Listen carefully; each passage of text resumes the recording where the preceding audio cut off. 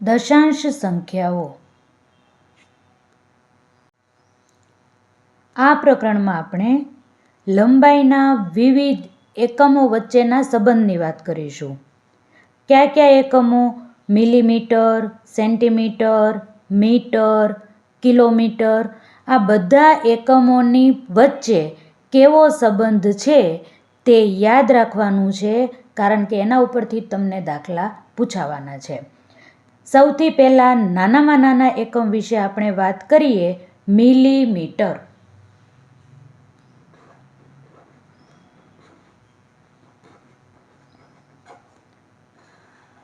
Millimetre એ લંબાઈનો નાનામાં નાનો એકમ છે. આપણે યાદ કરીએ, મિલીમીટર માપ આપણે ક્યાં જોયેલું છે?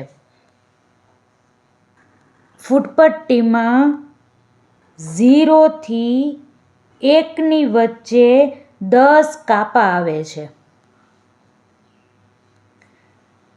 આ બે કાપા વચ્ચેનું અંતર 1 મિલીમીટર થાય.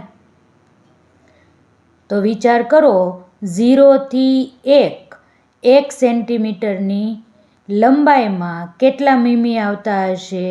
10 મીમી, એટલે કે 10 મિલીલીટર.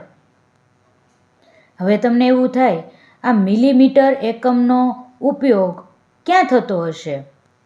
મિલીમીટરનો ઉપયોગ પુસ્તકની જાડાઈ માપવા માટે, પૂંઠાની જાડાઈ માપવું હોય, આપણે ઘણી વખત પેન્સિલની લંબાઈ, દોરીની લંબાઈ માપીએ ત્યારે આવું લખીએ છીએ 6.5 સેન્ટીમીટર. તો આ 6 છે એ સેન્ટીમીટર બતાવે છે, પણ પોઈન્ટ પછીની રકમ છે એ મિલીમીટરની રકમ છે એમ આપણે કહી શકીએ, એટલે કે તેનો આંક છે એવું આપણે કહી શકીએ. હવે આપણે સેન્ટીમીટરની વાત કરીએ તો સેન્ટીમીટર એટલે શું?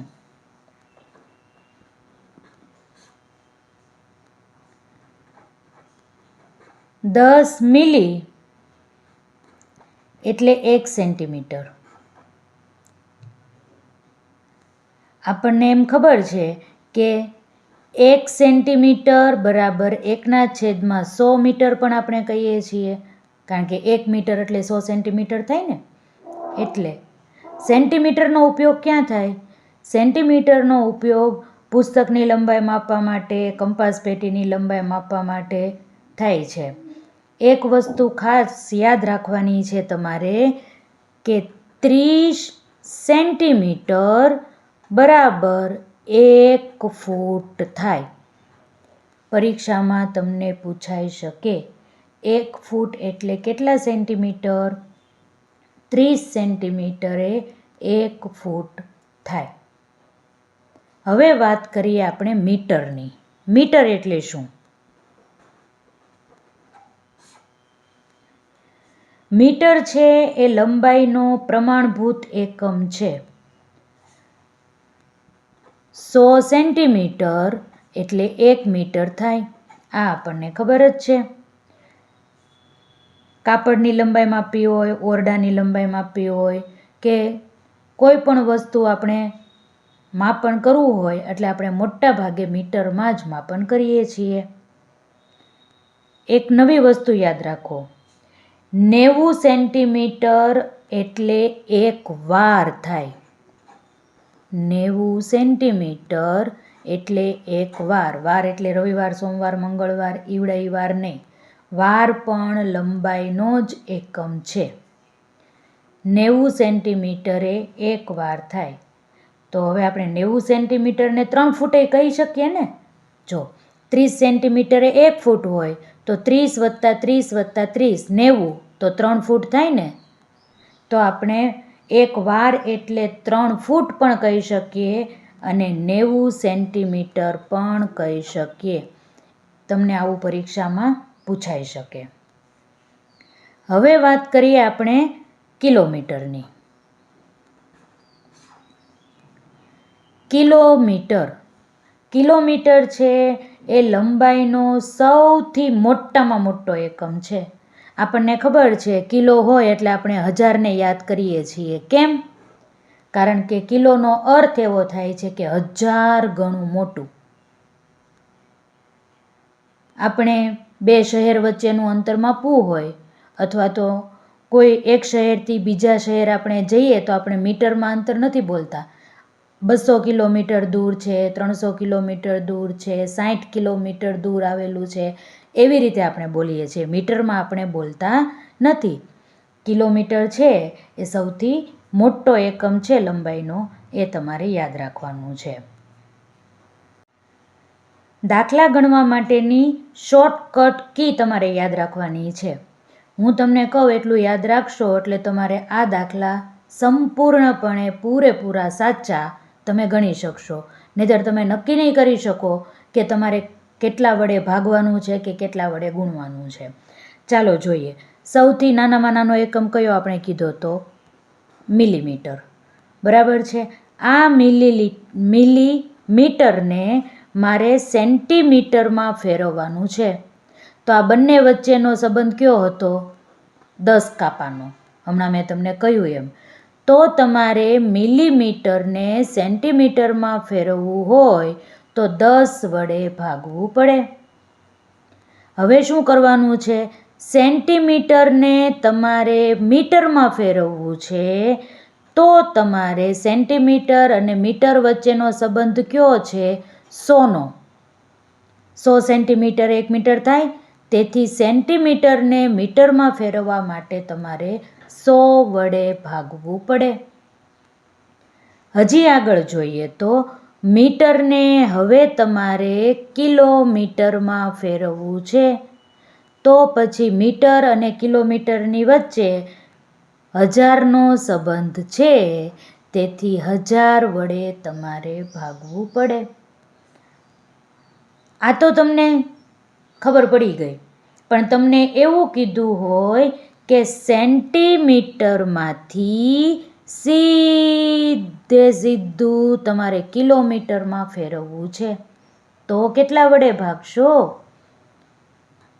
હવે એ યાદ રાખવા માટે થઈ સેન્ટીમીટરના 2 શૂન્ય અને કિલોમીટરના 3 શૂન્ય. બરાબર છે. એટલે તમારે 1,00,000 વડે ભાગવાનું રહે. આવી રીતે યાદ રાખવાનું કે સેન્ટીમીટરમાંથી કિલોમીટરમાં તમારે ફેરવવું છે તો સેન્ટીમીટરના 2 શૂન્ય અને કિલોમીટરના 3 શૂન્ય. વચ્ચેનું કોઈ વસ્તુ યાદ રાખવાની જરૂર નથી. હજી એનાથી આગળ વિચારીએ. મિલીમીટરને તમારે સીધું કિલોમીટરમાં ફેરવવું છે. તો તમે શું કરશો? કેટલા વડે ભાગશો? એક તો લખવાનો જ હોય. ચાલો જોઈએ. મિલીમીટરનો 1 શૂન્ય, સેન્ટીમીટરના 2 શૂન્ય અને કિલોમીટરના 3 શૂન્ય. એટલે તમારે 10,00,000 વડે ભાગવું પડે. આ વાત થઈ નાના એકમમાંથી મોટા એકમમાં રૂપાંતર કરવાની. જ્યારે નાના એકમમાંથી મોટા એકમમાં રૂપાંતર કરવાનું હોય ત્યારે ભાગાકાર કરવો પડે. આનાથી ઊંધું મોટા એકમમાંથી આપણે નાના એકમમાં રૂપાંતર કરવું હોય તો ગુણાકાર કરવો પડે. કિલોમીટરને મિલીમીટરમાં ફેરવવું હોય તો હવે તમારે ગુણાકાર કરવો પડે 10,00,000 સાથે. હવે શૂન્ય કેવી રીતે મૂકવાના એ તો તમને ખબર પડી ગઈ. આ બધી વસ્તુ તમારે આ એક જ ટેબલ ઉપરથી યાદ રાખવાની છે. નાનામાંથી મોટામાં ફેરવવા માટે ભાગાકાર કરવાનો, મોટા એકમમાંથી નાના એકમમાં ફેરવવા માટે ગુણાકાર કરવાનો. બસ. અત્યાર સુધી આપણે વાત કરતા હતા એ લંબાઈની વાત કરતા હતા. હવે જોઈએ ગુંજાશ. ગુંજાશ એટલે શું? આપણને ખબર છે પ્રવાહી પદાર્થનું કદ માપવું હોય તો આપણે ગુંજાશમાં માપીએ છીએ. બરાબર છે. તો હવે એના એકમની વાત કરીએ. સૌથી પહેલો એકમ જોઈએ મિલીલીટર.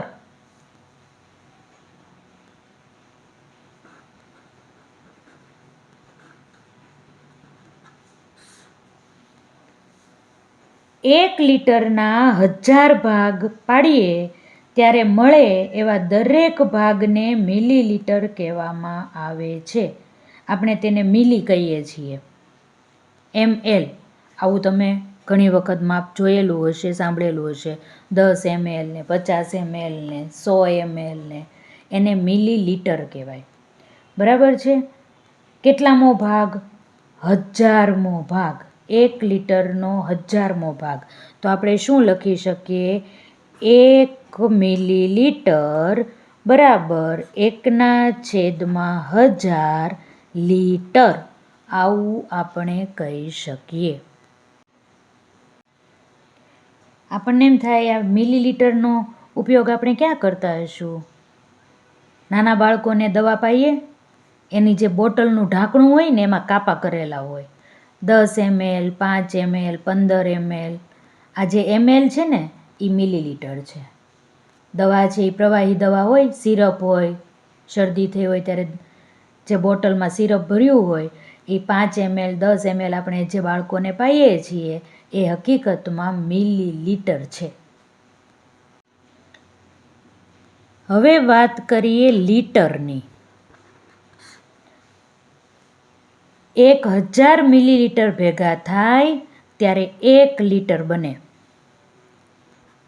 1000 મિલીલીટર ત્યારે 1 લીટર જેટલું માપ બને. પાણી, તેલ, દૂધ, ઘી, કેરોસીન આ બધાનું આપણે જ્યારે માપ લઈએ છીએ તે મિલીલીટર અથવા તો લીટરમાં માપીએ છીએ. એ યાદ રાખવાનું તમારે. ગુંજાશનો નાનામાં નાનો એકમ મિલીલીટર છે અને મોટામાં મોટો એકમ લીટર છે. આ મિલીલીટર નાનો એકમ અને લીટર છે એ મોટામાં મોટો એકમ છે. આ વસ્તુ તમારે યાદ રાખવાની છે. હવે તમને એવું કીધું હોય કે મિલીલીટર છે એને તમે લીટરમાં ફેરવો. તો હવે તો આવડે ને. નાના એકમમાંથી મોટા એકમમાં રૂપાંતર કરવા માટે ભાગાકાર કરવાનો હોય પણ કેટલા વડે ભાગવાના? અહીં આપણી પાસે છે જ તે 3 શૂન્ય એટલે કે 1000 વડે ભાગવા પડે. અને ઊંધું લીટરને જો મિલીલીટરમાં ફેરવવાનું કીધું હોય તો 1000 વડે ગુણી નાખવાના. બરાબર છે. લંબાઈની વાત કરી લીધી, ગુંજાશની વાત કરી લીધી. હવે જોઈએ વજન. પદાર્થનું વજન માપવા માટે ત્રાજવાનો ઉપયોગ થાય છે. આ આપણને ખબર છે. સૌથી પહેલાં આપણે વાત કરીએ નાનામાં નાના વજનના એકમની. વજનનો નાનામાં નાનો એકમ છે એ ગ્રામ છે.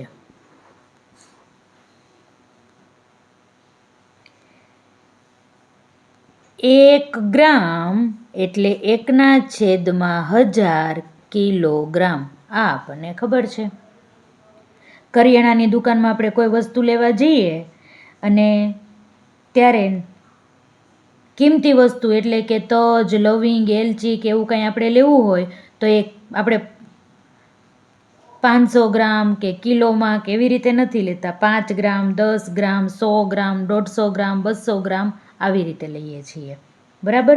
બજારમાં આપણે જે વેફર્સ મળે છે એ પેકેટ ખાઈએ છીએ તો એ પેકેટમાં તમે જોજો પાછળ તેનું વજન લખ્યું હશે કે આટલા ગ્રામ વેફર અંદર છે. 50 ગ્રામ, 100 ગ્રામ આવી રીતે લખેલું હશે. એટલે કે ગ્રામ છે એ વજનનો નાનામાં નાનો એકમ છે. હજી વધારે જોઈએ. 11 ગ્રામ એટલે 1 તોલું. 11 ગ્રામ એટલે 1 તોલું. યાદ આવ્યું કંઈ? અત્યારે સોનાનો ભાવ ક્યાં પહોંચ્યો છે? ₹1,00,000.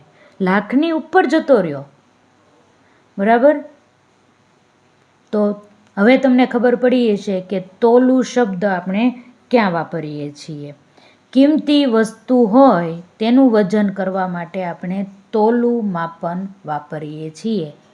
સોના કે ચાંદીનું વજન કરવું હોય એ તોલું એકમથી આપણે કરીએ. 1 તોલું એટલે 11 ગ્રામ થાય. હકીકત એ છે કે આપણે જ્યારે સોનું લેવા જઈએ તેમ કે 1 તોલાનો ચેન આપો તો એ 10 ગ્રામ જ કરશે. યાદ રાખજો, આપણા માઇન્ડમાં એવું છે કે 1 તોલું એટલે 10 ગ્રામ.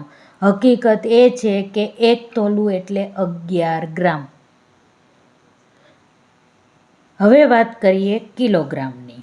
આ તમારી માટે એકદમ જાણીતો એકમ છે, કિલોગ્રામ. 1000 ગ્રામ ભેગા થાય ત્યારે 1 કિલોગ્રામ થાય. કિલો એટલે 1000, આપણને ખબર જ છે, યાદ રાખવાનું હોય. બરાબર છે. આપણે ખાંડ લેવા જઈએ તો 2 કિલો, 3 કિલો, 5 કિલો ખાંડ. ચોખા લેવા જઈએ તો આપણે કિલોગ્રામમાં જ લેતા હોઈએ છીએ.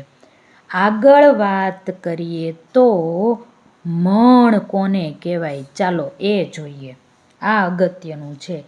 20 કિલો થાય તેને 1 મણ કહેવાય.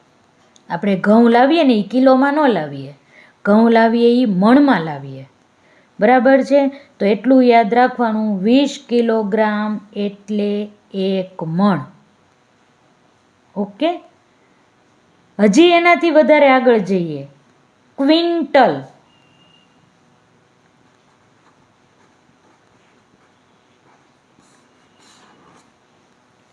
ક્વિન્ટલની વાત કરીએ, ખાસ યાદ રાખજો, 1 ક્વિન્ટલ એટલે 5 મણ અને 5 મણ એટલે 100 કિલોગ્રામ. 1 ક્વિન્ટલ એટલે 5 મણ થશે. એનાથી મોટો એકમ જોઈએ, છેલ્લો હવે બસ પૂરું, પછી ટન. આ શબ્દ તમે સાંભળેલો હશે, ટન. 1000 કિલોગ્રામને 1 ટન કહેવાય, જેને આપણે 50 મણ કહીએ છીએ. આ વસ્તુ તમારે યાદ રાખવાનું છે. ખૂબ મોટા જથ્થાનું વજન કરવું હોય એ ટનમાં વપરાય. દાખલા તરીકે ખટારો ભરી અને કોઈ સામાનની હેરફેર થતી હોય તો ખટારાની અંદર જે બધી વસ્તુઓ છે એનું વજન થાય તો એ આખા ખટારાનું વજન છે એ ટનમાં મપાય. હવે તમને ખબર પડી ગઈ હશે કે ટનનો ઉપયોગ આપણે ક્યાં કરીએ છીએ. હવે આપણે દશાંશ અપૂર્ણાંકના સરવાળા, બાદબાકી, ગુણાકાર અને ભાગાકાર શીખીએ. એક વસ્તુ યાદ રાખવાની, પોઈન્ટવાળા સરવાળા બાદબાકી કરતી વખતે પોઈન્ટની નીચે જ પોઈન્ટ આવવો જોઈએ. સારું, હાલો, સરવાળાની એક રકમ લખું છું, 8.73 અને એમાં ઉમેરવાના છે 6.38. પોઈન્ટની નીચે પોઈન્ટ. 8, 9, 10, 11નો એકડો વધી 1, 7 ને 3, 10 ને 1, 11નો એકડો વધી 1. પોઈન્ટ આવ્યો એટલે અહીંયા પોઈન્ટ લખવો પડે. 8 ને 1, 9, 9 વત્તા 6, 15. તો જવાબ શું આવ્યો? 15.11. એવી રીતે 3-4 સંખ્યાઓ આપી હોય તો બધાને લાઈનમાં પોઈન્ટ નીચે પોઈન્ટ આવે એવી રીતે ગોઠવી દેવાની.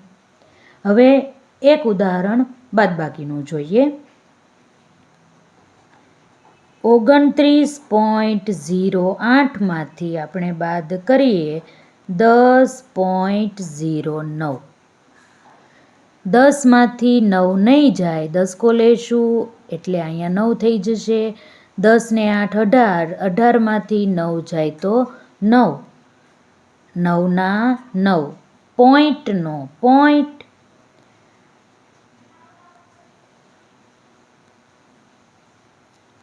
આગળ તમે વિચારવાનું કે આ જે પોઈન્ટ છે એની આગળની સંખ્યા ક્રમમાં જ છે.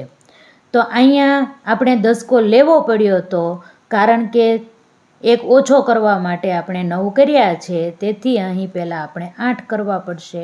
8 માંથી 0 જાય તો 8, 2 માંથી 1 જાય તો 1, 18.99. આવો જવાબ મળે.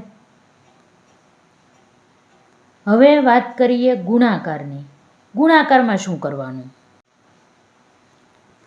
1.2 ગુણ્યા 100 આવું તમને કીધું છે, અથવા તો તમારે કરવાની જરૂર પડી છે, તો પહેલાં આપણે પોઈન્ટ દૂર કરવાનો. 12/10 કરી શકીએ અને અહીં 100 છે તે 0 ઉડી જાય તો કેટલો જવાબ આવ્યો? 120. હવે જોઈએ ભાગાકારમાં શું કરવાનું હોય તે. 1.2 ભાગ્યા 10 તમને કહ્યું છે. તો સૌથી પહેલાં 12/10 કરવાના. ભાગાકારને ગુણાકારમાં ફેરવીએ તો પછીની જે સંખ્યા છે એનો વ્યસ્ત થઈ જાય. બરાબર છે?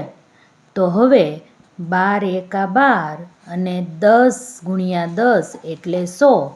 તો આપણે શું લખી શકીએ? 12 લખી પોઈન્ટ કરીને 0 એટલે 0.12 આ આપણો જવાબ આવે. આ સામાન્ય નિયમ જ છે અને તમે આગળના પ્રકરણમાં શીખી જ ગયા છો, છતાં પણ રિવિઝન સ્વરૂપે તમને અત્યારે મેં શીખવાડ્યું. MCQ જોઈએ. 136/10 ને દશાંશ સ્વરૂપે લખો. દશાંશ સ્વરૂપે એટલે પોઈન્ટ સ્વરૂપે. 136/10 છેદમાં 10 છે, 1 શૂન્ય છે, તેથી આપણે શું કરવાનું? 136માં 1 શૂન્ય છેદમાં હોવાથી જમણી બાજુથી એક સંખ્યા છોડી અને પોઈન્ટ કરવાનો રહે. તો શું જવાબ આવ્યો? 13.6 એટલે કે વિકલ્પ એ. બીજો પ્રશ્ન જોઈએ. 335/1000 ને દશાંશ સ્વરૂપે કઈ રીતે લખાય? હવે તમને આવડી ગયું છે. પહેલાં શું કરવાનું? 335 લખવાના. છેદમાં 100 છે, 2 શૂન્ય છે, તેથી જમણી બાજુથી 2 સંખ્યા છોડી અને પોઈન્ટ કરવાનો. તો શું જવાબ આવ્યો? 3.35. આ તમારો જવાબ. ત્રીજો પ્રશ્ન. 3.6 ને મિશ્ર અપૂર્ણાંક સ્વરૂપમાં કઈ રીતે લખાય? એકદમ સરળ છે. જુઓ, 3 છે એ પૂર્ણ સંખ્યા છે, એટલે 3 આખે આખો લખી નાખવાનો. પછી આપણે જે અપૂર્ણાંકનો લીટો કરીએ એ લીટો કરવાનો. ઉપર 6 લખવાના, પોઈન્ટ પછી એક સંખ્યા હોવાથી છેદમાં 10 લખવાના. બરાબર છે? તો 3.6/10 આવો જવાબ આવે. તો કયો વિકલ્પ આવ્યો? વિકલ્પ ડી.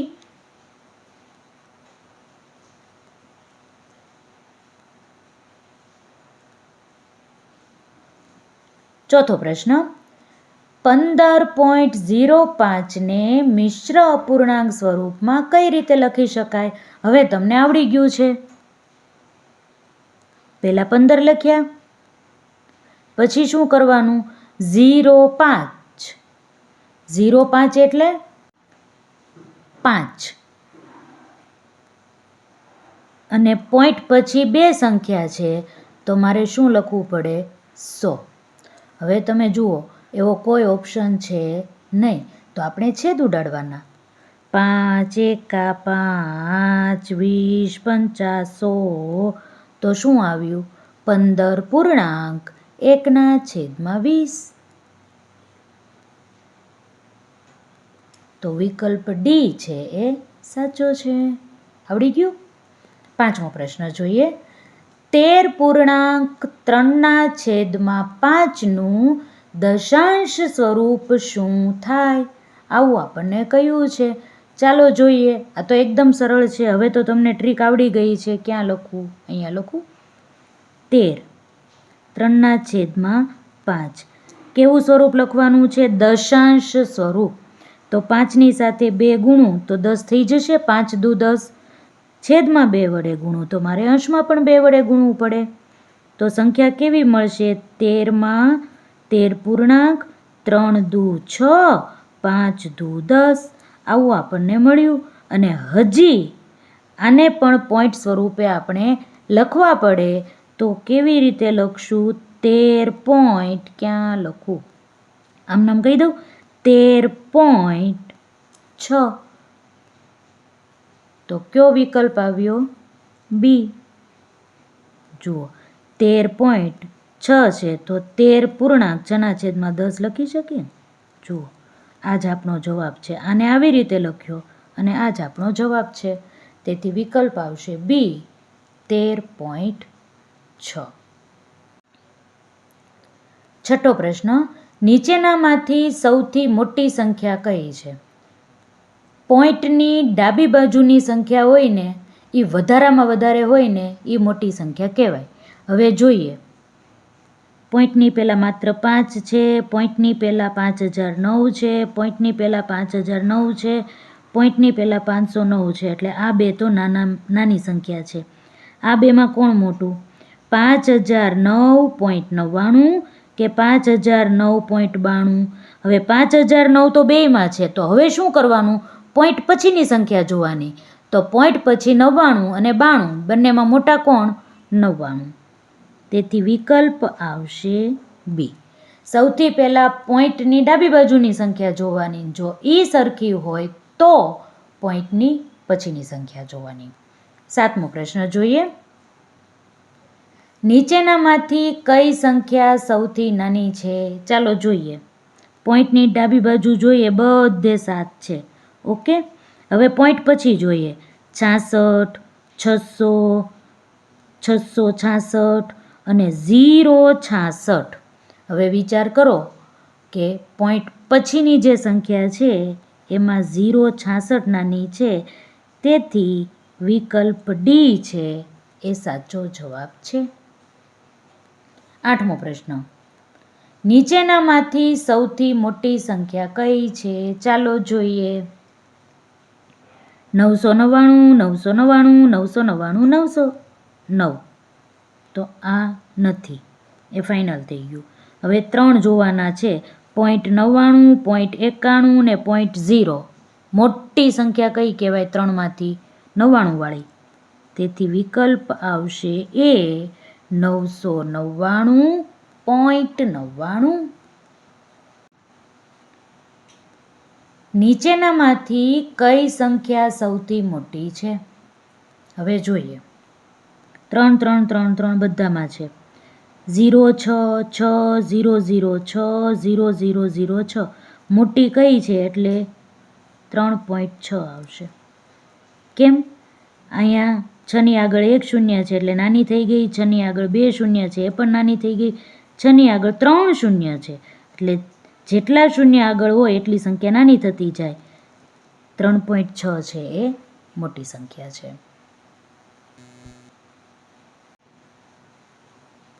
10મો પ્રશ્ન, નીચેનામાંથી કયા સમૂહમાં સંખ્યાઓ ચડતા ક્રમમાં ગોઠવાયેલી છે? ચડતો ક્રમ એટલે દાદરો ચડવાનો, નાની સંખ્યાથી મોટી સંખ્યા તરફ જવાનું. આવું આપણે પહેલા પ્રકરણમાં શીખ્યા હતા. સારું, હાલો, નાનામાં નાની સંખ્યા કઈ છે એ પહેલાં જોઈએ. તો 0.75, 750 ને 705. 0.75 છે એ નાનામાં નાની કહેવાય, તેથી પહેલું 0.75 હોવું જોઈએ, એટલે આ બે નથી. પછી આવે 705 વાળી, તો 705 વાળી આ સંખ્યા છે, અને પછી આવે 750 વાળી, તેથી સી વિકલ્પ છે એ જવાબ સાચો છે. 12.075, 12.705 અને 12.750. વિકલ્પ સી સાચો છે. 11મો પ્રશ્ન, નીચેના પૈકી સૌથી નાની સંખ્યા કઈ છે? હાલો, આમનામ જ ખબર પડી જાય છે હવે કઈ છે. ડી છે એ સૌથી નાનામાં નાની છે. જેટલા આગળ શૂન્ય હોય વધારે એટલી નાની સંખ્યા હોય, એ તો આપણને ખબર જ છે, બરાબર. 0.000033. તમને એમ થાય અમને આમાં કંઈ ખબર નથી પડતી. જુઓ, પોઈન્ટ દૂર કરીએ 3/10 આવે. આમાં પોઈન્ટ દૂર કરીએ, પોઈન્ટ પછી 2 સંખ્યા છે તો 3/100 આવે. અહીંયા પોઈન્ટ દૂર કરીએ તો પોઈન્ટ પછી 3 સંખ્યા છે તો 1000 આવે. અને આમાં તમે જુઓ તો 33, પણ પોઈન્ટ પછી 1 2 3 4 અને 5 શૂન્ય આવે. જુઓ તમે, તો નાની સંખ્યા એટલે શું? છેદમાં જેટલા શૂન્ય વધારે એટલી ઈ સંખ્યા નાની. તો જો આમાં 1 શૂન્ય, આમાં 100, આમાં 100માં 2 શૂન્ય, 1000માં 3 શૂન્ય, અને આમાં કેટલા શૂન્ય છે? 5 શૂન્ય છે. તો જેટલા છેદમાં શૂન્ય વધારે એટલી નાની સંખ્યા હોય ને, કઈ નાની સંખ્યા આવી? ડી. 12મો પ્રશ્ન. આપણને જે સંખ્યાઓ આપી છે એ સંખ્યાનો આપણે સરવાળો કરવાનો છે. ચાલો જોઈએ. ઉતાવળ કરી અને આમનામ દાખલો નહીં ગણી નાખતા, પરીક્ષામાં શાંતિથી ગણજો. 2 છે એ આખા છે, બરાબર છે, એટલે 2.00 આપણે લખી શકીએ.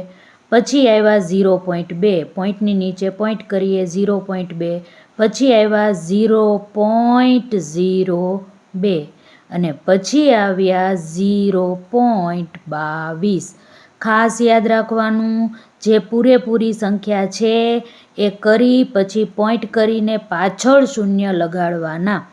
ભૂલથી અહીંયા બગડો નહીં લખી નાખતા, આખો જવાબ તમારો ફરી જશે. 2 ને 2 4, 2 ને 2 4, અહીંયા પોઈન્ટ અને 2, 2.44 આ તમારો જવાબ. વિકલ્પ આવશે બી, 2.44. 13મો પ્રશ્ન. 0.2 ભાગ્યા 2 કરવાના છે. ચાલો જોઈએ. 0.2 છેદમાં 2. પોઈન્ટ દૂર કરું તો 2/10 થશે અને અહીંયા 2 તો છે જ તે. 2 એકા 2 ઉડી જશે, 1/10 આવશે. 1/10 એને આપણે કેવી રીતે લખી શકીએ? 0.1ના સ્વરૂપમાં. તેથી વિકલ્પ કયો આવ્યો? એ, 0.1. 14મો પ્રશ્ન જોઈએ. 0.6 ગુણ્યા 1.3. તો 6/10 કરીએ ગુણ્યા 13/10 કરીએ. હવે શું કરવાનું? અંશની સંખ્યાનો અંશ સાથે ગુણાકાર. 13 છક કેટલા થશે? 78. છેદમાં 10 ગુણ્યા 10 કેટલા થશે? 100. 78 લખવાના. 100માં કેટલા શૂન્ય છે? 2. તેથી 2 સંખ્યા છોડી આગળ પોઈન્ટ કરવાનો, ઘરનો 0 મૂકી દેવાનો. તો કેટલો જવાબ આવ્યો? 0.78. તો કયો વિકલ્પ આવ્યો? વિકલ્પ બી, 0.78. 15મો પ્રશ્ન. 0.1 ને 8 વડે ભાગતા શું જવાબ આવે? ચાલો જોઈએ. 0.1 ને 8 વડે ભાગવાનું છે. 1/છેદમાં પોઈન્ટ દૂર કરીએ એટલે 10 અને અહીંયા આવે છે 8, એટલે 1/80 આપણે કરવા પડે. ચાલો જોઈએ. 1/80. 80નો ઘડિયો બોલીએ તો 1 ન આવે, એટલે 0 પોઈન્ટ પહેલાં આપણે લખવા પડે. પોઈન્ટ કરીએ આ એનો 0. પોઈન્ટ કર્યાનો 0 છતાં પણ હજી ભાગ ચાલતો નથી, તો 1 0 અહીંયા મૂકવાનો, 1 0 અહીંયા મૂકવાનો. હવે આપણે આગળ ભાગાકાર કરીએ તો 80 એકા 80. 100માંથી 80 બાદ થાય તો કેટલા આવે? 20. હવે આપણે 0 લખી શકીએ. 80 દુ 160. 0 અહીંયા 10 લઈએ, 1 થઈ જાય, 10માંથી 6 જાય તો 4 અને પાછો અહીંયા 0. 80 પંચા 8 પંચા 40 અને આવડો આ 0. તો 80 પંચા 400. 0 મળી ગયા. તો જવાબ શું મળ્યો આપણને? 0.0125. ક્યાં આવે છે? બીમાં. ઓકે, હાલો. 16મો પ્રશ્ન. 832.58 ઓછા 242.31 બરાબર કેટલા? ક્યાં બાદબાકી કરીશ? અહીંયા સમય જશે.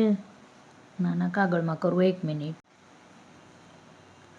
832.58માંથી 242.31 મારે બાદ કરવાના. 8માંથી 1 જાય તો 7, 5માંથી 3 જાય તો 2.0, અહીંયા 10 લઉં તો અહીં એક ઓછો થઈ જાય. 13માંથી 4 જાય તો 9, 7માંથી 2 જાય તો 5, 590.27 આવે છે કે 590.27 વિકલ્પ એ. આંકડાની જ રામાયણ છે, બાકી કોઈ વસ્તુ નથી. બરાબર. 17મો પ્રશ્ન, 3 એ 3 સંખ્યાઓનો સરવાળો કરવાનો છે. ચાલો જોઈએ. સરવાળો કરવામાં ખાસ ધ્યાન રાખવાનું, પોઈન્ટની નીચે પોઈન્ટ આવવો જોઈએ. 525.25 વત્તા 52 પોઈન્ટની નીચે પોઈન્ટ 52 વત્તા 5.2 પોઈન્ટ લાઈનમાં છે. 5 ને 2 7, 5 ને 2 7 ને 2 9 પોઈન્ટ, 5 ને 5 10 ને 2 12નો બગડો વધી 1, અહીંયા 8 અને અહીંયા 5, 582.97 એટલે વિકલ્પ બી છે એ સાચો વિકલ્પ છે. 18મો પ્રશ્ન, રાજુએ 35.65 રૂપિયાનું પુસ્તક ખરીદ્યું. તેણે દુકાનદારને 50 રૂપિયા આપી દીધા.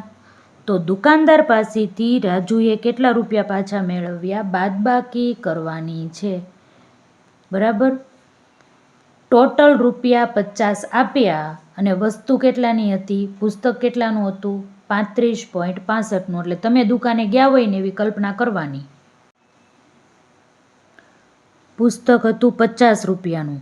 50 પૂરા લખવાના. વારંવાર કહું છું, 50 પછી પોઈન્ટ કરવાના, જેટલા તમારે કરવા હોય એટલા. 50 રૂપિયા દુકાનદારને આપ્યા અને પુસ્તક ખરીદ્યું 35.65નું. અહીંયા 10 લઈ લઈએ, અહીંયા 9 થઈ જશે, અહીંયા 9 થઈ જશે અને અહીંયા 4 થઈ જશે. 10માંથી 5 જાય તો 5, આ શૂન્યની કંઈ જરૂર જ ન પડી.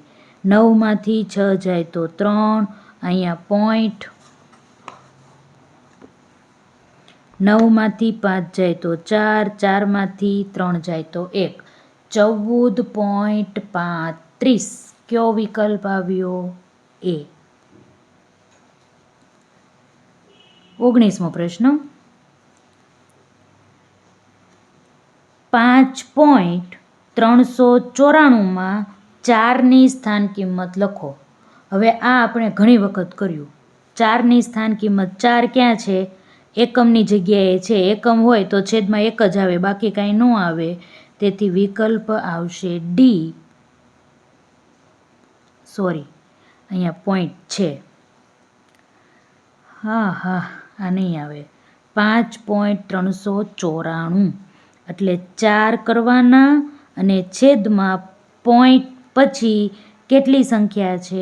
3 સંખ્યા છે. તેથી આવશે 1000. એટલે 4ના છેદમાં 1000. આવો કયો વિકલ્પ છે? સી. મને પોઈન્ટ પહેલાં નહોતો દેખાણો. તમને પરીક્ષામાં જોજો, તમારે એવું ન થાય. 5. એક વખત ચેક કરી લઉં. 5.394માં 4ની સ્થાન કિંમત 4 તો લખવાના, પણ પોઈન્ટ પછી કેટલા છે?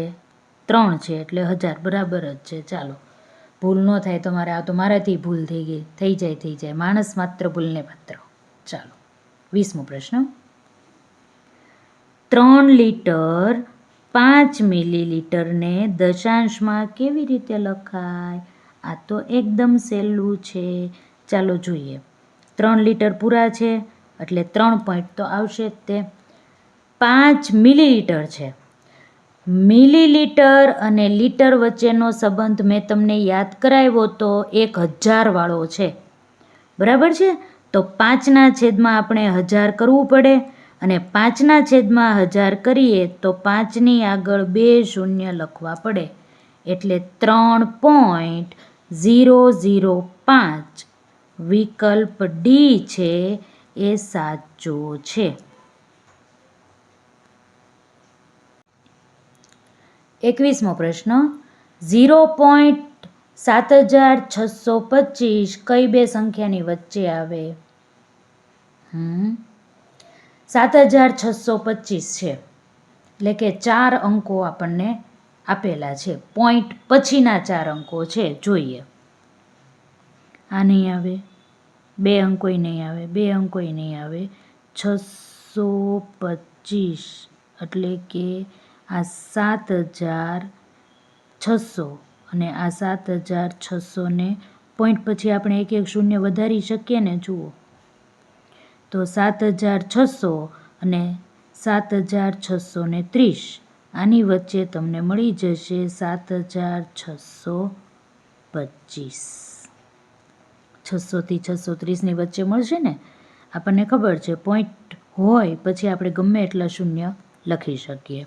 તેથી વિકલ્પ આવશે ડી 0.760 અને 0.763ની વચ્ચે આ સંખ્યા આવશે. વિકલ્પ ડી છે સાચો વિકલ્પ છે. 22મો પ્રશ્ન 13.572 ને નજીકના દશાંશ સ્વરૂપે દર્શાવો. નજીકના દશાંશ સ્વરૂપે 572 એટલે કે 600 આસપાસ થાય. 572 એટલે 600 આસપાસ થાય એટલે પોઈન્ટ પછી 57. આમાં તો છે જ નહીં કાંઈ, આ ન ચાલે. બરાબર. આ 14 વાળું પણ ન ચાલે. તો 13.57 કે 13.600. 600 એટલે 6 આવે એટલે ડી આવશે 13.6.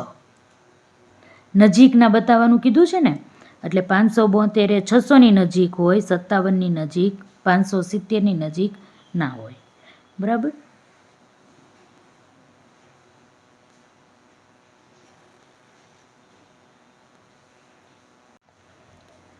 તમને એમ થતું હશે કે આ તો 57 નજીક આવે, આ 6 નો આવે, પણ આપણે પોઈન્ટ પછીની સંખ્યા જોઈએ છે. પોઈન્ટ પહેલાંની નથી જોતા એટલે દૂર જતું જાય ને, એટલે 13.6 આવ્યા. 23મો પ્રશ્ન 0.07 વત્તા 0.008નો સરવાળો કેટલો થાય? હવે એ તો કરી જ નાખીએ ને. 0.07 અને 0.008 તો 8 7 0.0 કેટલા આવ્યા? 0.078. વિકલ્પ આવશે સી. 24મો પ્રશ્ન દશાંશ સંખ્યા 0.38 ને અપૂર્ણાંક સ્વરૂપે દર્શાવો. વાહ, મસ્ત પ્રશ્ન છે. ચાલો જોઈએ. 0.238 કેવી રીતે લખી શકીએ? 238ના છેદમાં પોઈન્ટ પછી 3 સંખ્યા છે એટલે 1000 લખી શકીએ. છેદ ઉડાડીએ. 500 દુ 1000, 2 એકા 2, 2 એકા 2, 2 નવ્વા 18. 119ના છેદમાં 500. આવો કોઈ વિકલ્પ છે? હા, વિકલ્પ એ આ સાચો જવાબ છે. 25મો પ્રશ્ન 12.142, 12.124, 12.104, 12.401, 12.214 ને ચડતા ક્રમમાં ગોઠવો. બરાબર. બધું 12 પોઈન્ટ જ છે. 12 પોઈન્ટ છે એટલે આપણે ચડતા ક્રમમાં નાની સંખ્યાથી મોટી સંખ્યા તરફ જવાનું છે. તો સૌથી પહેલાં નાનામાં નાની સંખ્યા 142, 124, 104, 401 અને 214 એટલે સૌથી નાની આવશે 104. એટલે પહેલી 104 હોવી જોઈએ એટલે આ નીકળી ગઈ. પછી બીજી આવશે 124. બીજી સંખ્યા 124 હોવી જોઈએ એટલે આ. પછી 142 ને પછી 214. લ્યો, મળી ગયું. ઝડપથી મળી ગયું. વિકલ્પ એ છે એ સાચો વિકલ્પ છે. 26મો પ્રશ્ન, નીચેનામાંથી કયું વિધાન દશાંશ સંખ્યાની દ્રષ્ટિએ ખોટું છે? ચાલો જોઈએ. એકમની સ્થાન કિંમત દશાંશની સ્થાન કિંમત કરતાં 10 ગણી હોય. આ તો સાચી વાત છે. 25/8નું દશાંશ સ્વરૂપ 3.125 થાય. ચાલો જોઈએ. 25/8, 8 તેરી 24, 1 વધ્યો 8 એકા 8, 2 વધ્યા 0, 8 દુ 16, 4 વધ્યા 0, 8 પંચા 40. હાલો ભાઈ, આ સાચું છે. રમત પૂરી કરો. 42.28 ઓછા 3.19. 3.19. આ 18 થઈ જશે, આ 1 થઈ જશે, આ 12 થઈ જશે અને આ 3 થઈ જશે. 18માંથી 9 જાય તો 9, 1માંથી 1 જાય તો 0. 12માંથી 3 જાય તો 9, 3 ના 3. હા, સાચું નીકળ્યું. હાલો. 19 અને 19, 25 નાના છે અને આ ખોટી વાત છે ને.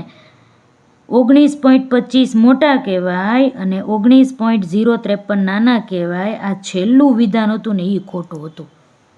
આખી રામાયણ પૂરી કરી. ચાલો, સીધું જોઈ લીધું તો કેવું સારું હતું.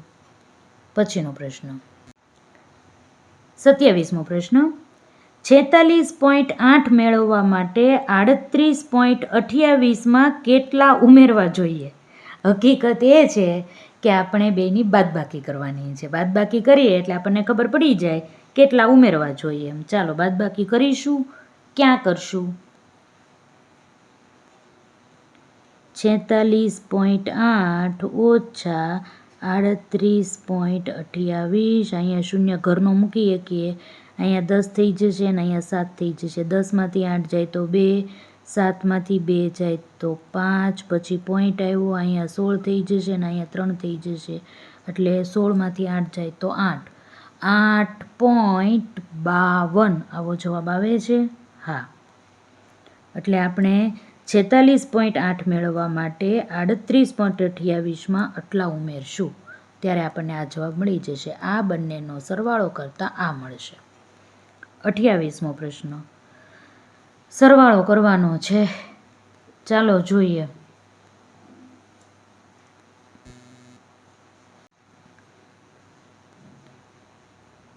27.076, 0.55, 0.004, 6 4 10 ને 0 વધી 1, 7 ને 5 12 ને 1 13. એ ભાઈ 7 ને 1 8, 9 10 11 12 13 નો તગડો વધી 1, 5 ને 1 6. અહીંયા પોઈન્ટ આવશે, અહીંયા 7 આવશે. તમને દેખાતું નથી, લ્યો. અને અહીંયા આવશે 2. 27.630. ક્યાં આવે છે 27.630? 27.630. આ 630 જ કહેવાય ને. પોઈન્ટ પછી છેલ્લે 0 હોય કે ન હોય કાંઈ ફેર ન પડે. તેથી વિકલ્પ એ 27.63. હાલો, રાશિદ ખાન આવ્યો. હાલો, રશીદે ગણિતની ચોપડી માટે 35.75 અને વિજ્ઞાનની ચોપડી માટે 32.66 ખર્ચ્યા. તો રશીદ દ્વારા ખર્ચવામાં આવેલ કુલ રકમ શોધો. સરવાળો જ કરવાનો છે. ચાલો જોઈએ. 35.75 વત્તા 32.60. 5 6 12 ને 13 નો તગડો વધી 1, અહીંયા 8 આવશે અને અહીંયા 6 આવશે. 68.35. તેથી વિકલ્પ આવશે એ. બાદબાકી કરવાની છે. 11.6 માંથી 9.847 બાદ કરવાના છે. 11.6 માંથી 9 પોઈન્ટની નીચે 0.847. આપણને ખબર છે જ્યાં જગ્યા હોય ત્યાં આપણે શૂન્ય લખી નાખીએ જેથી કરીને દાખલો સરળ થઈ જાય. અહીંયા 10 થઈ જશે, 10 લઈને 9 થઈ જશે, અહીંયા 10 લીધો એટલે 5 થઈ જશે. 10માંથી 7 જાય તો 3, 9માંથી 4 જાય તો 5, 5માંથી 8 ન જાય એટલે પાછો અહીંયા 10 લેવો પડે તો અહીંયા પાછો શૂન્ય થઈ જશે. અહીંયા શૂન્ય થશે તો અહીંયા 10 લેવો પડશે અને અહીંયા શૂન્ય થઈ જશે. 8, 15માંથી 8 બાદ કરીએ તો 7 મળે. પોઈન્ટ 10માંથી 9 બાદ કરીએ તો 1 મળે. 1.753. આવો ક્યાં આવે છે વિકલ્પ જુઓ જોઈએ. 1.753 એટલે વિકલ્પ બી. 31મો પ્રશ્ન. 5 પૈસાને રૂપિયા સ્વરૂપે દર્શાવો. અમે તો 5 પૈસા વાપરેલા છે, તમે વાપર્યા છે? નહીં. અમારે 5 પૈસાની એક ચોકલેટ આવતી. ચાલો જોઈએ. 5 પૈસાને રૂપિયા સ્વરૂપે દર્શાવો. 100 પૈસા હોય ત્યારે 1 રૂપિયો થાય. આ વસ્તુ યાદ રાખવાની. 100 પૈસા ભેગા થાય ત્યારે માત્ર 1 રૂપિયો બને.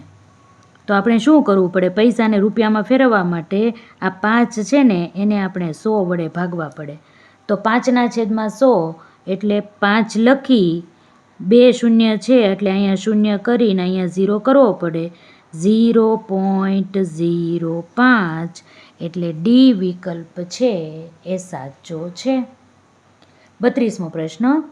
9 સેન્ટીમીટર 8 મિલીમીટર ને સેન્ટીમીટર સ્વરૂપે દર્શાવો. ચાલો દર્શાવી દઈએ. હવે તો આપણને બધું આવડે છે. 9 સેન્ટીમીટર અને 8 મિલીમીટર અને મીટર અને સેન્ટીમીટરની વચ્ચે 10નો સંબંધ છે એ તો આપણને ખબર જ છે. એટલે છેદમાં આપણે 10 લખવા પડે. એટલે 9 તો આખે આખા છે જ અને 0.8 એટલે જવાબ આવશે 9.8. ખાસ ધ્યાન રાખવાનું. વચ્ચે એક પ્રશ્ન રહી ગયો. હાલો કરાવી દઉં હો, 1 જ મિનિટ. ઓકે, ચાલો જોઈએ ફરીથી. 9 સેન્ટીમીટર તો આખા પડ્યા જ છે. આપણે મીમી છે એને સેન્ટીમીટરમાં ફેરવવાનું. મીમીને સેન્ટીમીટરમાં ફેરવવા માટે થઈ અને 10 કાપાનો ફેર પડતો હતો. મેં તમને આગળ જ કહ્યું છે. તેથી 10 વડે ભાગવું પડે. 8/10 એટલે 0.8. તો 9 વત્તા 0.8 એટલે 9.8. મળી ગયું?